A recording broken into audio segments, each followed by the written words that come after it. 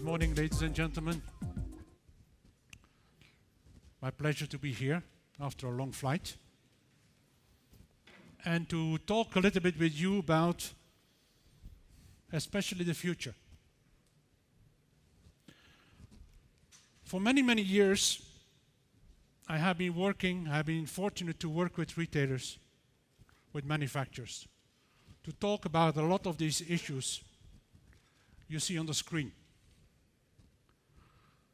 But the last couple of years, I have shifted my attention.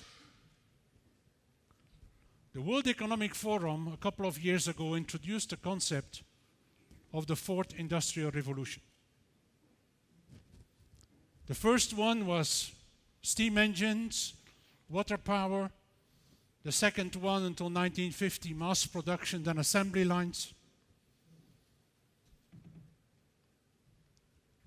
Then we had the first generation of computers and automation. And since a couple of years, we have entered the cyber systems, the digital systems. What does that mean for a lot of industries? But especially, what does it mean for the world of retail?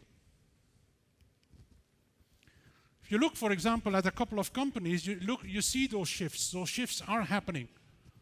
If you look at 100 years of history in the US, in 1917, the biggest company was US Steel, American Telephone and Telegraph, Standard Oil. In 67, we had IBM, we had Kodak, we had General Motors. And last year, we had Apple, we had Google, we had Microsoft, we had Amazon. You see those shifts.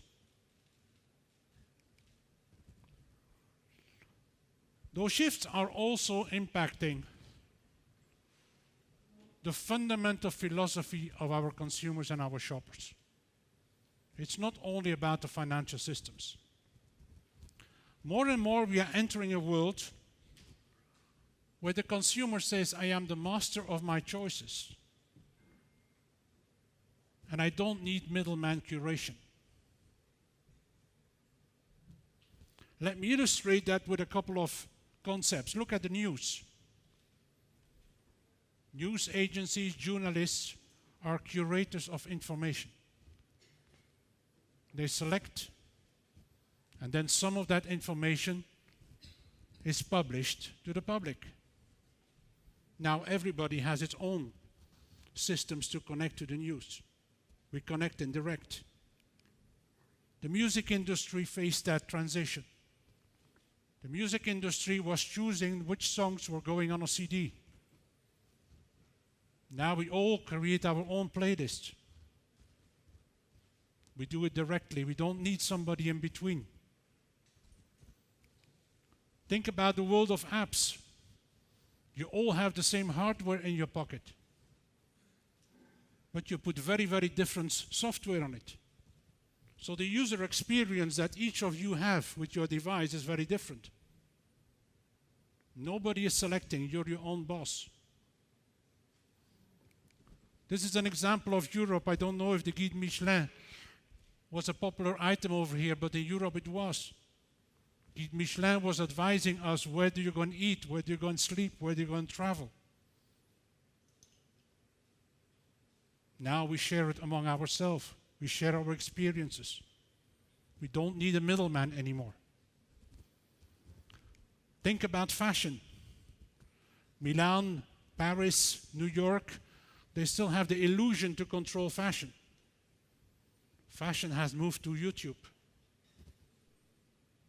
And everybody connects with some people that tend to be, in fact, influential to them. Fundamentally, it means that the consumer is more and more, let's say, in a mindset of, I have access to everything from everywhere at any time. Access to everything from everywhere at any time. I know we are still a long way from that. But for a lot of experiences as a consumer, that's what they are already thinking today.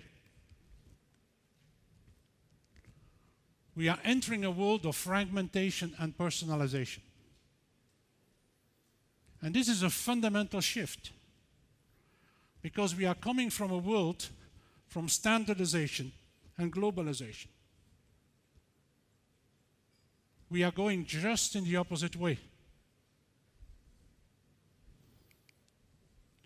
See what effect that has already today, what effect is visible in stores. The colleagues from the US organized the sales data, and they regrouped the biggest companies, medium-sized companies, and small companies. And look at the share of the growth they respectively have.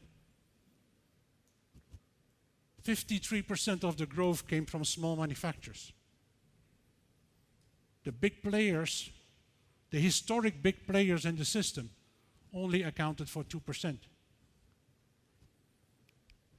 The long tail is becoming very, very relevant.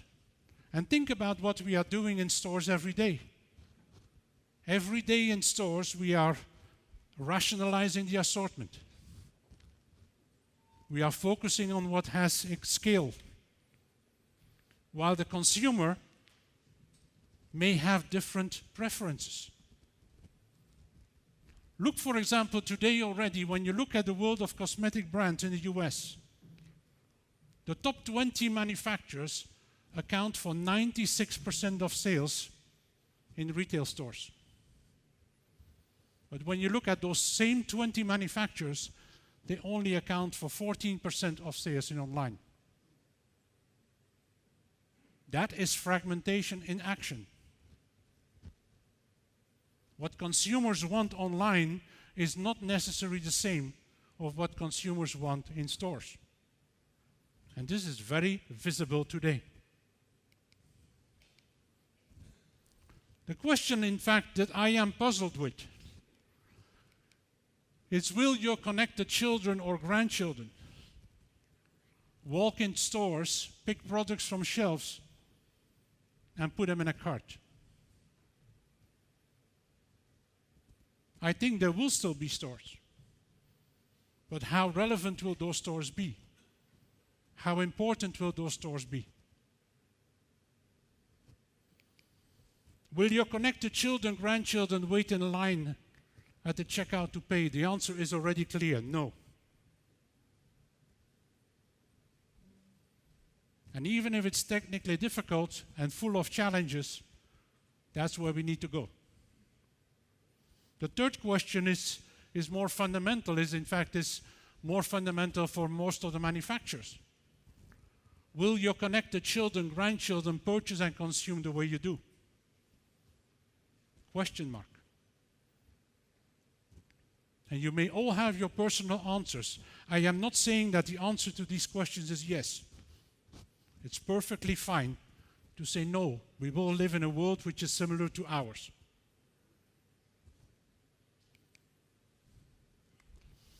I would like to show you a little video. It's a little video that comes from 1994. At the beginning of what we called at that time e-commerce. Can you click on the video, please?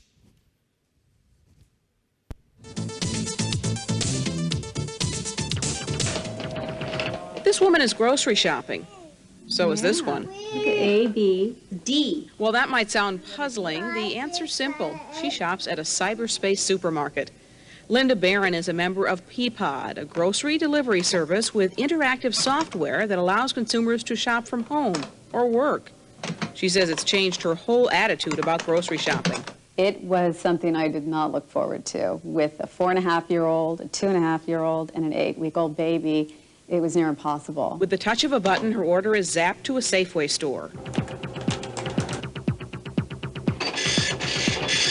Specially trained shoppers roam the aisle, searching for each item on her list.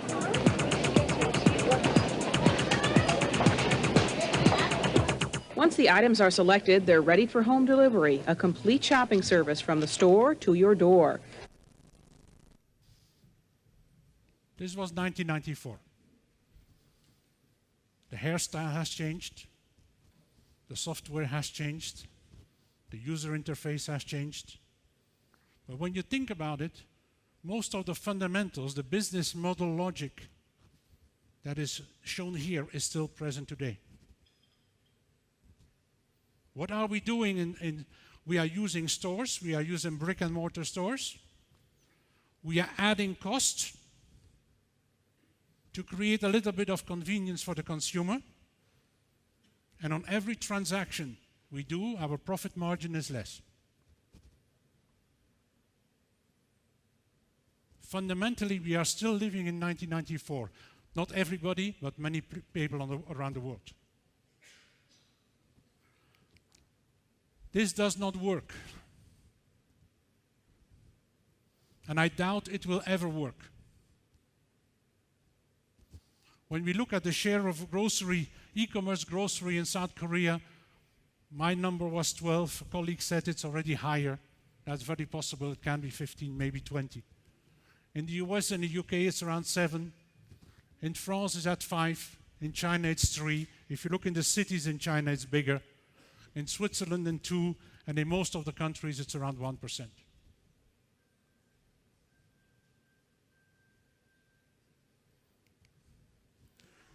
The first thing we have learned out of these early innovations is that the consumer is not shifting its total basket from brick and mortar to online.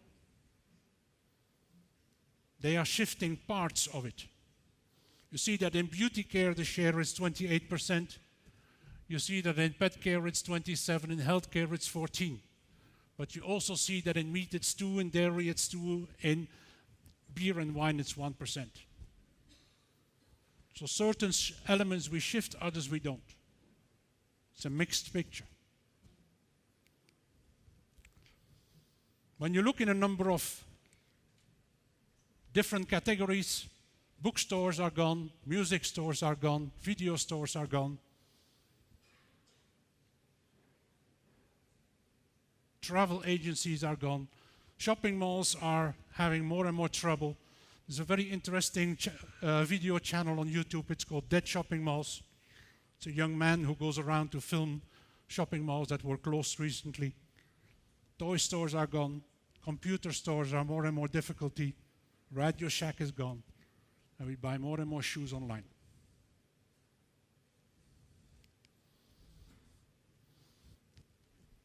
Today I am 100% convinced that online is not an extension of brick and mortar. That is the fundamental error many retailers make. They look at online as an extension, as an addition, as an extra channel in their portfolio of approaches they have.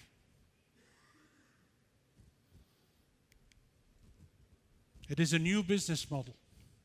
It is a new business model with different cost drivers and different value for the shoppers. And this is how we have to approach it.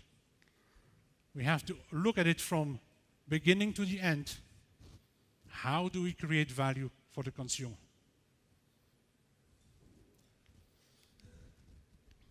If you want to bring novelty, and if you want to consumers to change, you need to bring novelty that is heavy enough to overcome old habits. We need to fundamentally rethink what we do. Imagine if Jeff Bezos in 1994, when he was sitting in his garage, that's how he looked at that time. Okay, and that's how he looks now. He has changed a bit. But if he had said, I'm going to sell the same assortment as Borders, I'm going to sell at the same prices, and the convenience is going to be the difference. The fact that the goods get delivered instead of a store visit. I think if Jeff Bezos had done that in '94, he would still be in his garage. But he knew from day one that the business was different. This is a screenshot of the first website of Amazon. And look what you see on top, 1 million titles, consistently low prices. Amazon was not a copy of Borders. It was a fundamental new business model. that has later been applied to other sectors. But it was not a byproduct of brick and mortar. Later on, he changed the logo and it became everything from A to Z.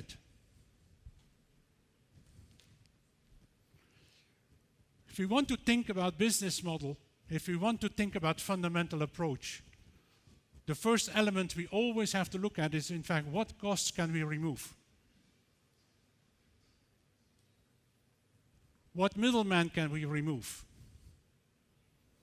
The purpose of this is to lower prices. If you look at the evolution of retail, the evolution of retail has always been this. When we moved from traditional retail to modern retail, we removed middlemen, we removed cost components in order to sustainably lower prices. At the same time, we have to create more value for the consumer in terms of choice and convenience. And when you really think about it and you go back to the origins of modern retail, they are here. The origins of modern retail were lower prices, more choice, and more convenience. When these three come together, consumers are present. And they change old habits.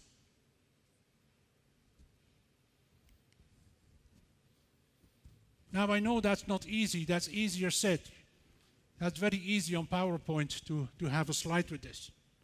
Doing that in reality is a little bit more complex. Does anybody of you has an idea how many SKUs are present on the Amazon system today? Sometimes we speak about the hypermarket with 50,000, 70,000, 100,000 SKUs, has a lot of choice. Everything under one roof. Today, Amazon has about 500 million SKUs on the system.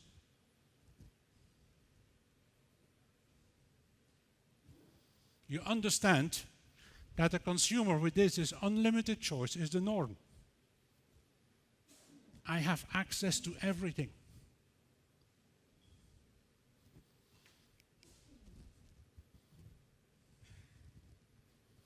Then we have the systems. Because if we were putting everything on the shelves of a store, it would be chaos. Nobody would go there. But with the assistants, with the algorithms, with the systems that are more and more in place, you have a shopper assistant who helps you navigate the 500 million. We are really shifting from a system which is driven by supply to a system that's driven by demand. Because 99% of those SKUs at Amazon have no stock. Amazon is only having cost the moment there is an order. Before there is an order, the only cost is a little bit of this space to have it published on the catalog.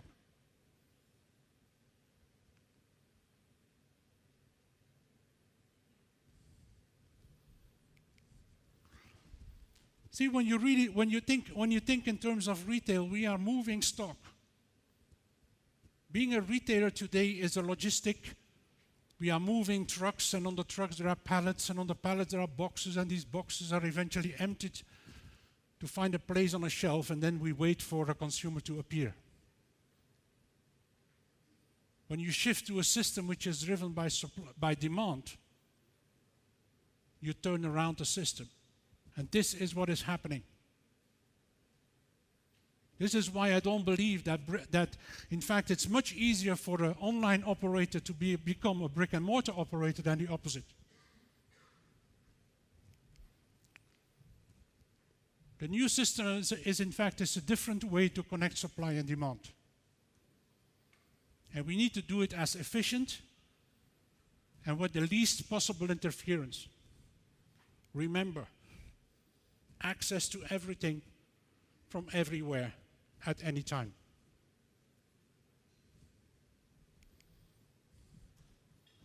This is not easy. And when you really look at the sales numbers of Amazon, you really see it's not easy. I went to all the annual reports of Amazon. And that's the evolution. And the evolution shows you that it is at least 10 years of blood, sweat, and tears. This is not going fast. This is something very complicated, and you don't get there in one day.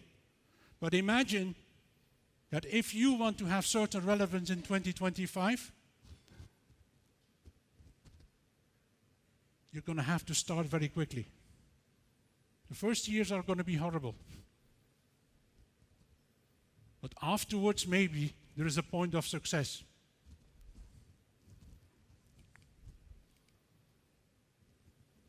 Today, the number one grocery retailer online is Walmart.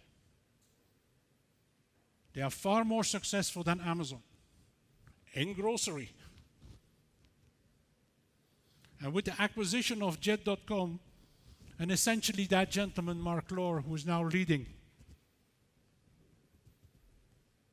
Walmart is working phenomenally hard to stay relevant. And within the grocery space, on their systems, they have more than 100 million SKUs already today. But you understand that that model is very different. This is not a model where you negotiate and you will sit down with a buyer and we are going to discuss the conditions. No. It's about streamlining supply and demand.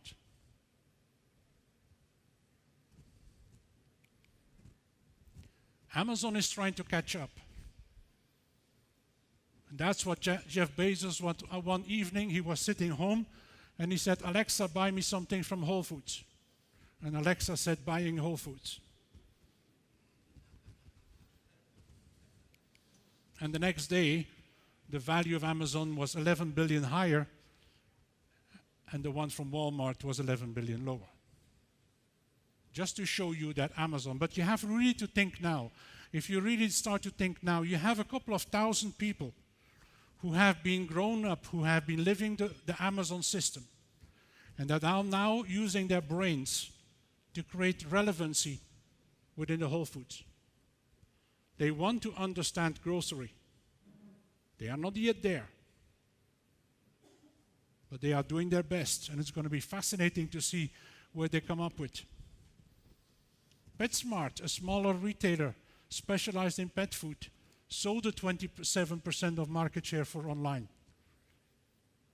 and spent $3 billion to acquire Chewy.com, which is an online platform for pet food. In a couple of days, Jacques is going to have his Singles Day, Alibaba Singles Day in China. 24 hours of crazy sales. It's a 24-hour festival where everything is available. The Chinese people have been saving the whole year to have money for those 24 hours. It started in 2011, and last year they reached 25 billion US dollar in sales in 24 hours. So this year they will probably be somewhere between 30 and 35 billion. I think that's probably about the size of the Chilean market in 24 hours. And when you ask Jacques Ma, why are you doing that? Well, he says, I am actually getting ready because there is going to be a day where I have to sell 25 billion every single day. And I want to see what systems I'm going to need. That's his logic.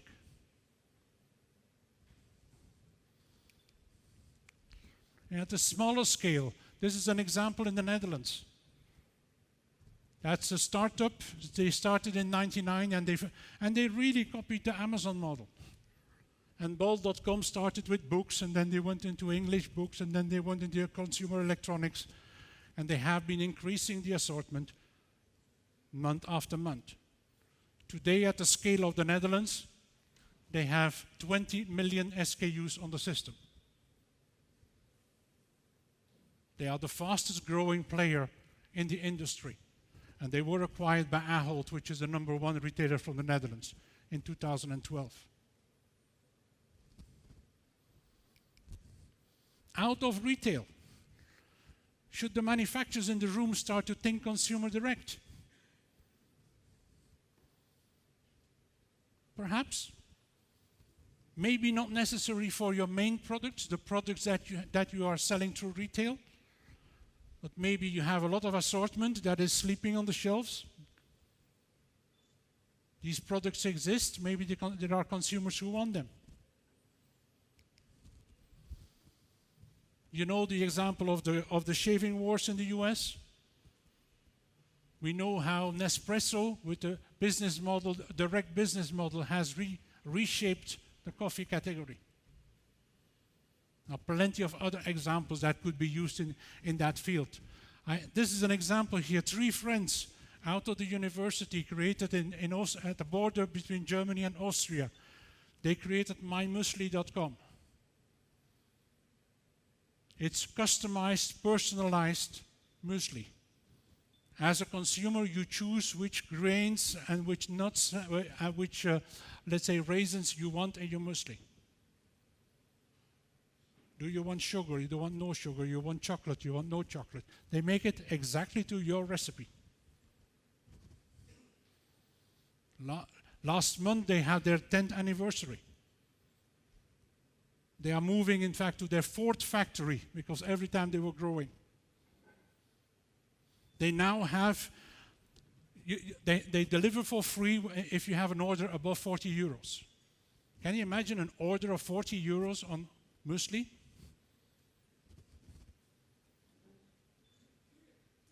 They have already more than 50 stores. It's a little bit like the concept of the Apple stores. They have stores where consumers can discover the concept. Nobody in the cereals world ever imagined this would be possible. These 3 boys did it. What I think is happening, ladies and gentlemen, is in fact is we have to start to fundamentally think in terms of business model. Once upon a time, there was a conventional retail model. And gross margins that retailers were picking up were 50% and more. And at one time, that model was challenged by modern retail, where the margins at the beginning when they started were around 25%. Most of the retailers in the room will know that the margins today, the gross margins today are higher because they have added cost, more service, more stores, more personnel, more expensive things.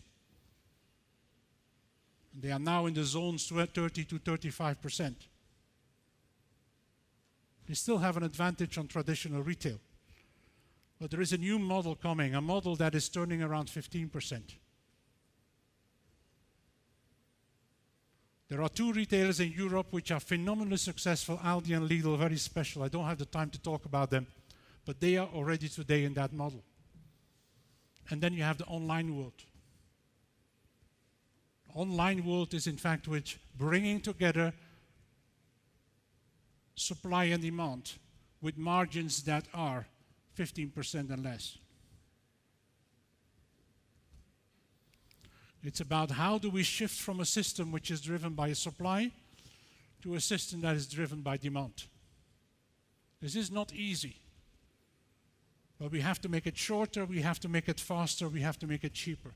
Whenever, in fact, I read something or I look something, I am fundamentally looking at the element, where have that initiative, where are the savings in terms of cost?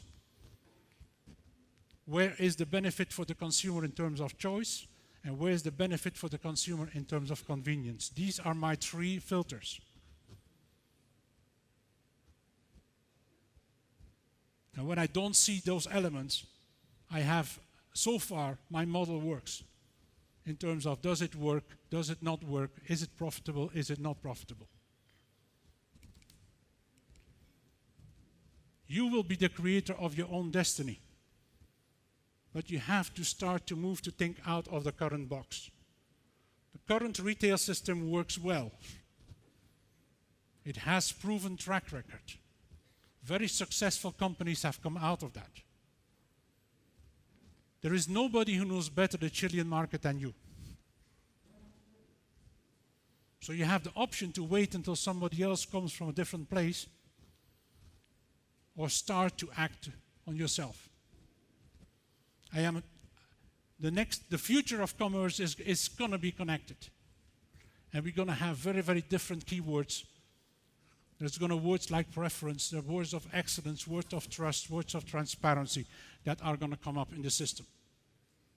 And I wish you all the success with it. Thank you very much.